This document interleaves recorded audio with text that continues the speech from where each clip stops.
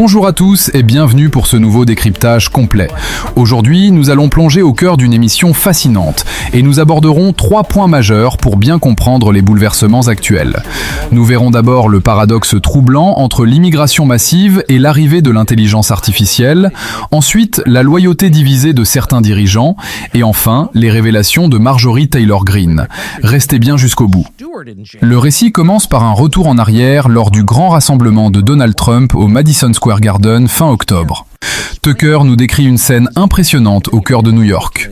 La foule immense, venue de Long Island ou de Manhattan, débordait d'énergie. Surtout, cette foule brandissait fièrement des milliers de pancartes réclamant des expulsions massives immédiates. Une demande très claire et décomplexée qui a profondément marqué les esprits ce jour-là. Il nous explique ensuite que cette volonté d'expulsion n'a absolument rien de choquant dans un pays où les citoyens vivent dans l'anxiété de briser des lois complexes. Il rappelle que des citoyens ordinaires, ou même Martha Stewart, vont en prison pour des infractions incompréhensibles. Si les citoyens doivent suivre des règles strictes sous peine d'être lourdement sanctionnés, il est parfaitement logique d'exiger que les étrangers respectent également les lois du pays. Le document met en lumière une contradiction économique majeure. Alors que l'intelligence artificielle menace de supprimer la moitié des emplois de bureau d'ici 3 ans, le gouvernement continue de délivrer des centaines de milliers de visas de travail. Ces travailleurs viennent majoritairement d'Inde pour occuper des postes technologiques. L'entreprise Meta a d'ailleurs déjà licencié 8000 personnes, prouvant que cette technologie détruit massivement les opportunités d'emploi. Pour bien comprendre l'ampleur du problème, il dresse un parallèle historique avec le président Franklin Delano Roosevelt. Autrefois, face à un chômage massif, le gouvernement avait mobilisé le général Douglas MacArthur pour créer des emplois dans les parcs nationaux. Aujourd'hui, face à la crise, les dirigeants font l'inverse. Ils continuent d'importer des travailleurs pour concurrencer des citoyens fragilisés, tout en cherchant à s'enrichir secrètement avec l'intelligence artificielle. Le ton se durcit lorsque Tucker aborde les conséquences des politiques de santé publique récentes. Il évoque les injections obligatoires qui n'étaient ni sûres ni efficaces et qui ont provoqué des drames. Il mentionne des crises cardiaques, des problèmes de fertilité et une augmentation inexpliquée des cancers du pancréas.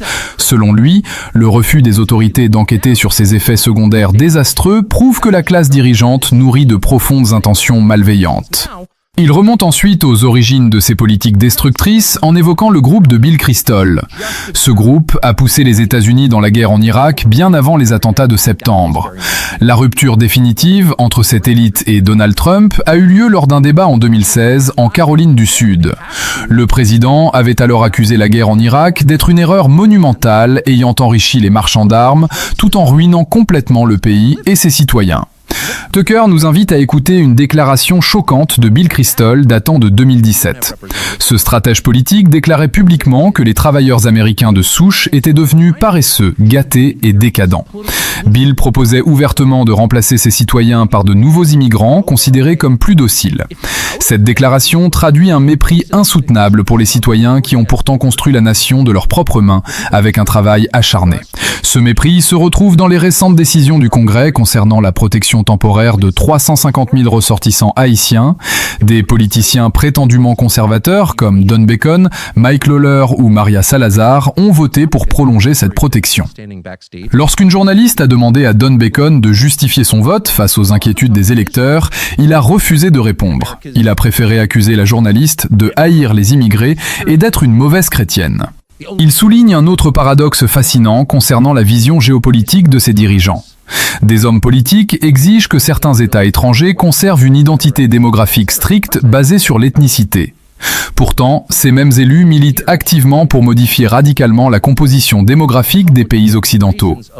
Cette volonté de transformer la population de l'Occident, tout en protégeant hermétiquement d'autres frontières lointaines, soulève de très lourdes questions sur leur réelle loyauté.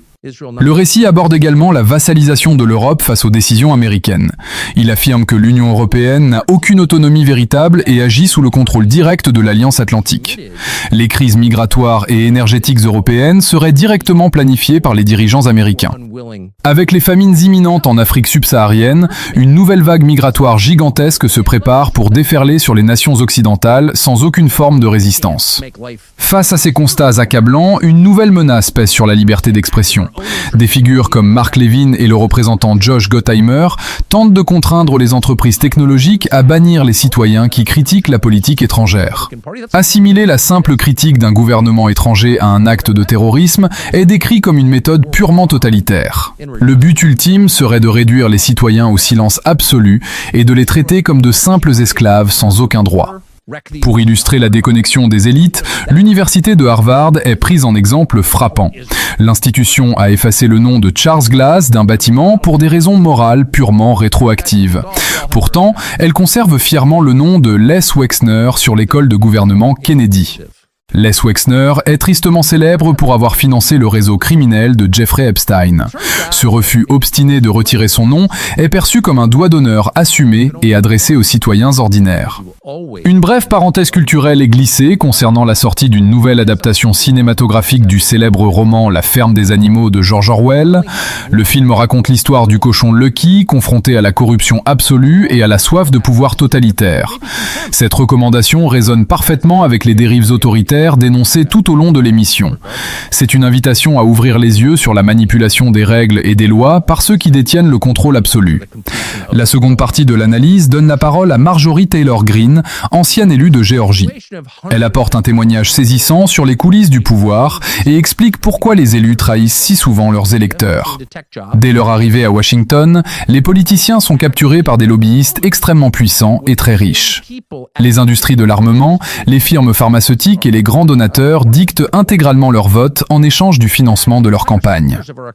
Marjorie Taylor Greene illustre cette corruption avec un vote scandaleux concernant l'industrie automobile moderne. 57 élus de son propre camp ont voté contre un amendement qui protégeait les libertés individuelles des conducteurs. Cet amendement visait à empêcher le gouvernement d'installer des dispositifs de coupure moteur dans les nouvelles voitures. Elle cite l'élu Brian Jack, censé être conservateur, qui a cédé aux pressions des lobbyistes pour gravir rapidement les échelons du pouvoir au sein du parti. Elle nous explique que les réceptions mondaines éloignent définitivement les élus de la réalité du terrain. Au lieu de retourner dans leur circonscription pour écouter le peuple souffrir, ils passent tout leur temps libre dans les clubs privés luxueux de la capitale. Ils y récoltent des sommes faramineuses en buvant des cocktails avec de riches industriels et des lobbyistes. Ce confort financier obscène les rend complices des politiques qui détruisent méthodiquement la classe moyenne à petit feu. Le témoignage révèle comment Mike Lawler a totalement changé de discours politique pour s'attirer les faveurs du système financier. D'abord farouche opposant à Donald Trump, il est devenu son plus fervent supporter dès que le vent a tourné. Il a reçu un financement démesuré de la part de donateurs spécialisés dans les affaires de politique étrangère. Ces mêmes donateurs exigent une soumission totale aux intérêts internationaux, forçant les élus américains à négliger complètement les urgences internes du pays. Le cas épineux du représentant Thomas Massie est abordé pour montrer comment le système détruit ceux qui osent lui résister frontalement. Il est actuellement attaqué sans relâche par 3 milliardaires qui financent massivement son opposant politique direct, Ed Galbraith. Le stratège politique Chris LaCivita a été engagé pour détruire la carrière de cet élu indépendant courageux. La seule véritable faute de Thomas Massie est de refuser catégoriquement de se soumettre aux diktats des marchands d'armes. Le moment le plus révoltant du récit concerne le dur combat législatif pour protéger les jeunes enfants. Marjorie Taylor Greene a rédigé un texte de loi capitale visant à criminaliser les opérations chirurgicales de transition sur les mineurs. Lors du vote, 4 élus prétendument conservateurs de son parti ont choisi de protéger ces horribles mutilations infantiles. Heureusement, par un retournement inattendu qu'elle qualifie de miracle divin, 3 élus du camp adverse ont voté pour sauver le texte in extremis.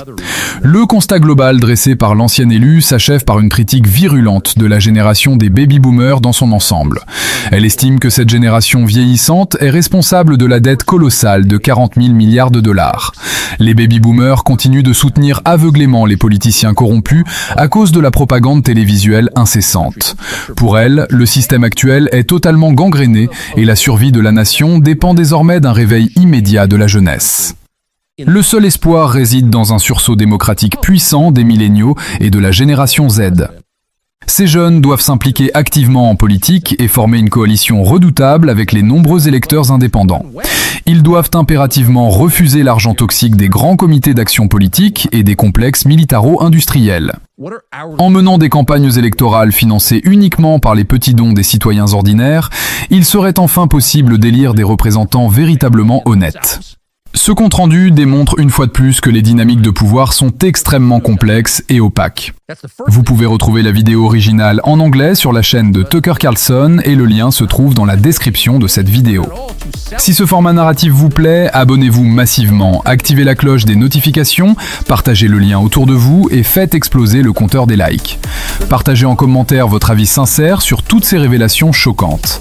À très vite pour un prochain résumé, prenez soin de vous, la vérité dérange et n'oubliez jamais, tout ce qu'on vous raconte n'engage que vous.